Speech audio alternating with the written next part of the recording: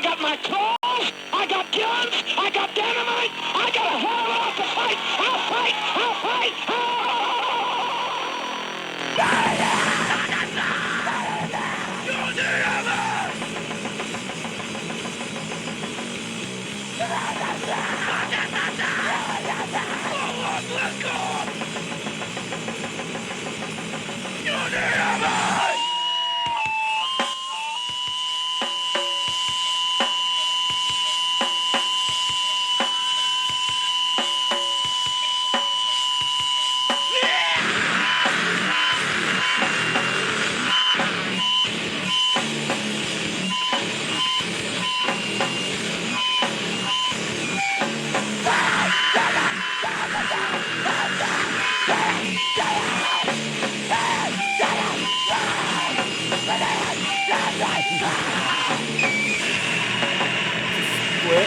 with cripple bastards.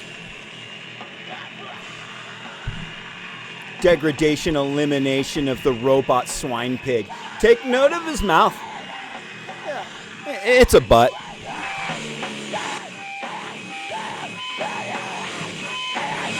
And over here, we are looking at Greg Simkins' art. And what I have queued up after that, fam, is 2 short clips from Redfish. They recently put out an amazing full-length expose of the Nazi Party in Germany, the current Nazi Party in Germany. And it's available for free on YouTube at Redfish, but they've also uploaded a few short clips to sort of... as advertisements or highlights from that expose. And so I've queued up 2 of them. We'll go through real quick. Take a look at what's going on with this goddamn fucking Nazi-ass shit in Germany, of all places. Want to let this track play out.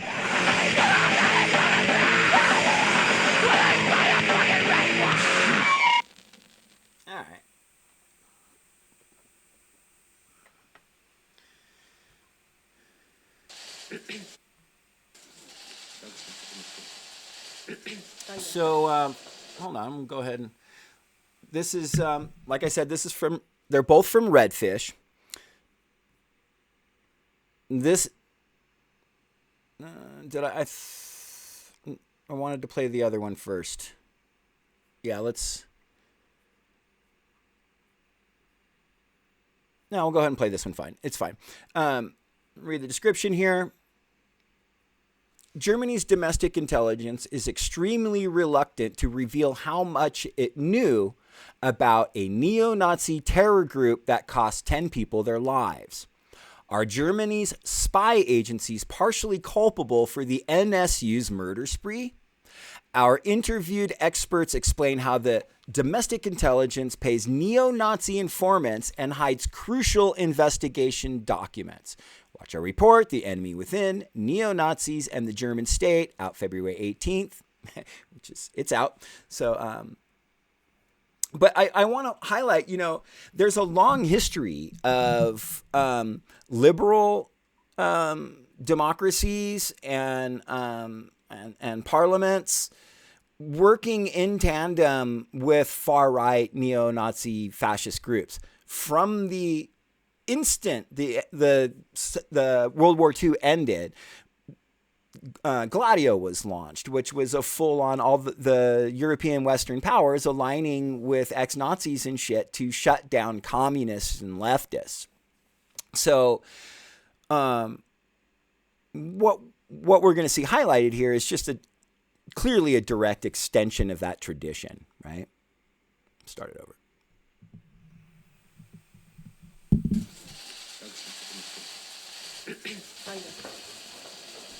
Shield or sword, German domestic intelligence and far-right terror. The example of... Hold on. I got to read these for you. And it moves a little fast, so actually I want to slow this down real quick. Just a little bit. Hopefully that doesn't make it sound too terrible. but it'll make it so I can read along for you there, fam. All right, here we go. The example of Tino Brandt is, I think, known to all who have dealt with it, that someone who comes from the neo-Nazi group Thüringer Heimsturz, who was active as an informant of domestic intelligence for many years, is currently by the domestic intelligence. See, it moves fast. And I slowed it down. Hold on. Is currently being provided by the domestic intelligence with considerable six-figure sums, which, according to his own statement, he in turn puts into neo-Nazi scene. That means basically we often don't know, for example, with the terror group NSU, but also with other fascist actions and attacks that have taken place here. Who was actually the decisive party? The state or the Nazis themselves? There were whole diagrams showing that 30 to 40 people from such structures of informants were formed around the NSU trio. This is, of course, knowledge that journalists have found out, above all, through the investigation of the investigation committees. We are convinced that there were many more people who were active in this network. That starts with weapons procurement, with quite a lot of things that one can also imagine. All these informants, according to statements by the domestic intelligence in investigative committees, never heard a single word about the NSU, about the structure, about these deeds. And again, of course, one wonders, how could for 9 years the police, the intelligence service, look the other way and not see that there was a clear connection? And you didn't want to intervene because you didn't want to expose your own informants. Access, man. Your own penetration of the scene. In recent decades, Germany has seen numerous deep state cover-ups of far-right terror, including neo-Nazi murders. This video shows intelligence agent Andreas Temme inside an internet cafe, reenacting his movements for police after they discovered he was present at the cafe when a Turkish man was shot execution style, but covered up his knowledge of the attack. The police took no action against Temme, even after it was revealed that the murderers were a group of notorious neo-Nazis called the National Socialist Underground, or NSU.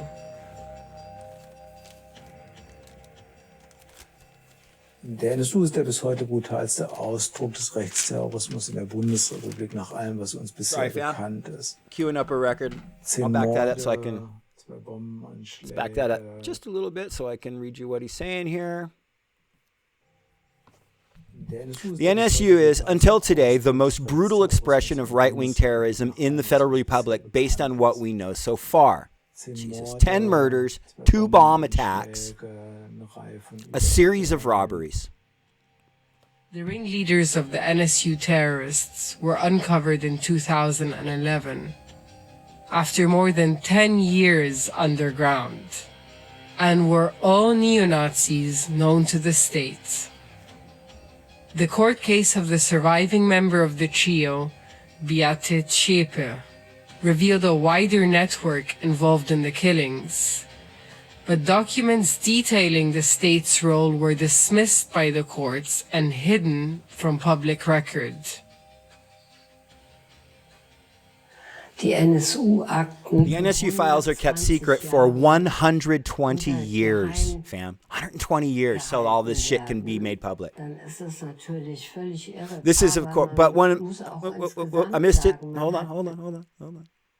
There it is. This is, of course, completely crazy, she says, but one must also say that evidence has been destroyed on the part of the domestic intelligence. Files have been shredded and statements have been refused for investigating committees all the time. All right, there's one more clip coming up, so hold on. If you're not following Redfish, they crank out good leftist content for, if you want to see what's going on internationally, Redfish is really great. So let's see if this has yeah. So again, this is from that same series, The Enemy Within, Neo-Nazis in the German State. But this description reads, arson, swastika graffiti, and murder threats. Attacks by the far right have been on the rise for years in Neukölln, a part of Berlin known for its immigration population. God damn it. Known for its immigrant population. Why are the authorities encouraging neo-Nazi terror with their investigation failures? All right. After my terrible reading. And I just want to point out the amazingly cool as fuck flag right up here in front.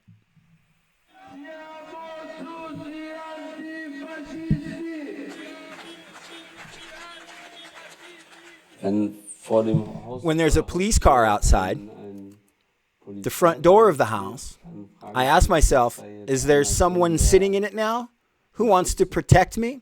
So this dude's a long time anti-fascist in Germany, who's been targeted a number of times by the right with bombings and burnt his car and shit. There we go. So I actually believe that there is a connection between the current political developments and the strengthening of the right and the increasingly frequent situation that we have police officers who are exposed or act through their involvement in the right-wing milieu. Cops and Klan go hand in hand, especially the Berlin-Neukölln case. We have a lot of indications of connections between this terrorist group and the security apparatus.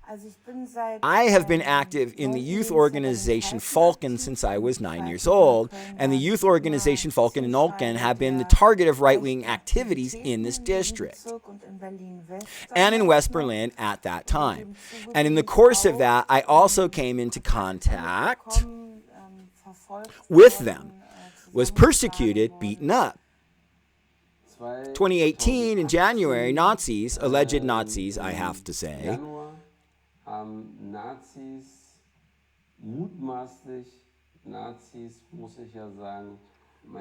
set fire to my car, which was right by the house. The flames jumped over to the house. I slept 5 meters from the flames. If I hadn't happened to wake up at 3 o'clock in the morning, the house would have been burned down with me and my parents. The house we are in right now was set on fire twice in 2011 and badly damaged. And then in December 2011, we got a letter from the federal police that we were on the target list of the terror group NSU. And went as far as this situation, that this youth center in Neukölln was set on fire, which was also on the NSU death list. And children were supposed to spend the night there. God damn. It was just a coincidence that these children were not there overnight. We have a Neukölln homegrown neo-Nazi.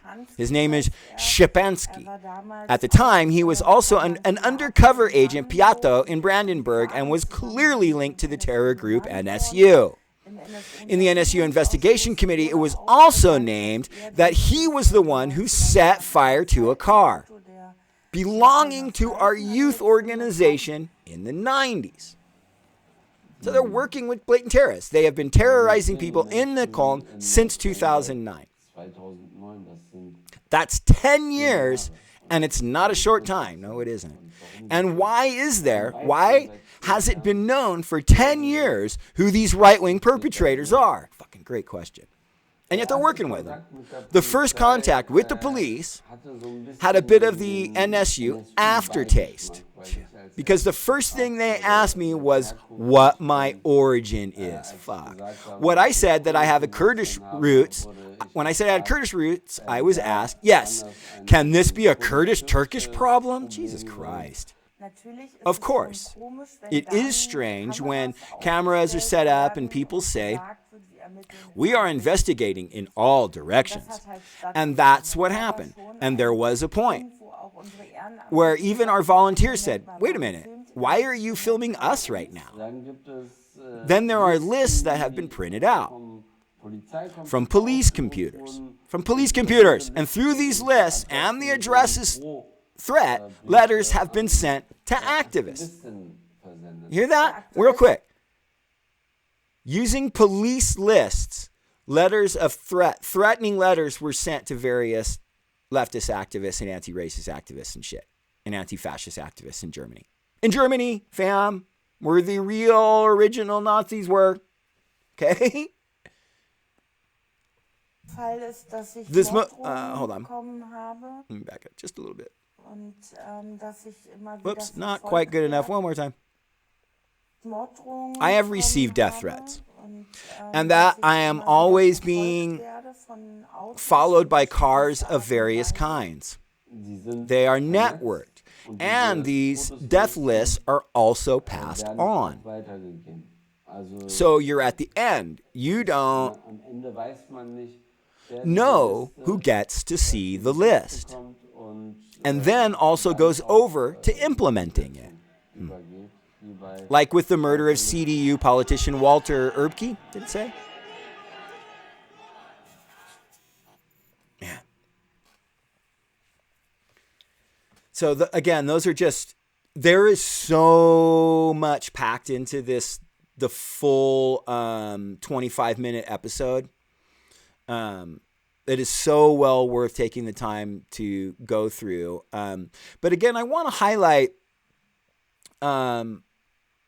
the Gladio tradition. And there's there's a 3-part documentary series on our channel with sort of a full-length narrative accompaniment that I put together featuring highlights of each of the 3 episodes and my commentary on it. It really gives you a very, very broad and in-depth look at how so-called leftist, but really liberal, centrist state mechanisms have a very long history of working directly with very well-known far-right fascist terrorists and murderers for the purpose of targeting leftists, fam. So, 1, watch the whole series over at Redfish, or the whole episode over at Redfish. And 2, go to our channel. Just go to our channel and type in Gladio, and you'll see there's a playlist. It's Gladio, CIA, and go to that playlist, and all that stuff is in there, along with some other stuff about COINTELPRO, and now that's all tied together. So go check that out. But what I have over here, fam, queued up. One, I have art from Tanya Shatsiva, and I also have this record queued up and playing now. It's Conflict, The Ungovernable Force. This is the first track on side 1. Come back over here to this art happening. Enjoy. But the connections that make society strong also make it vulnerable.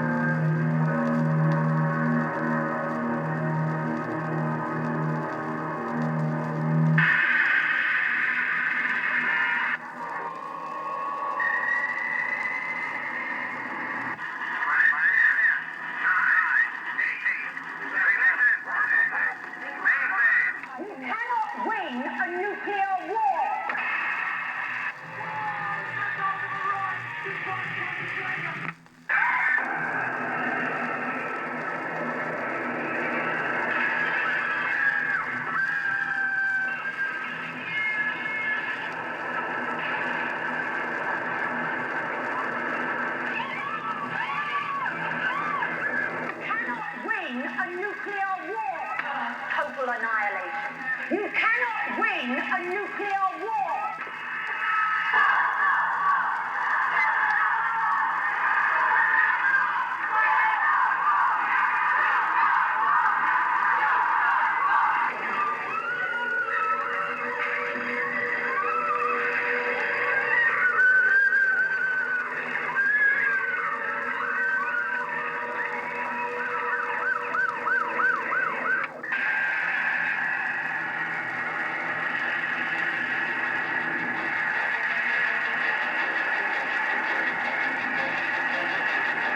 You cannot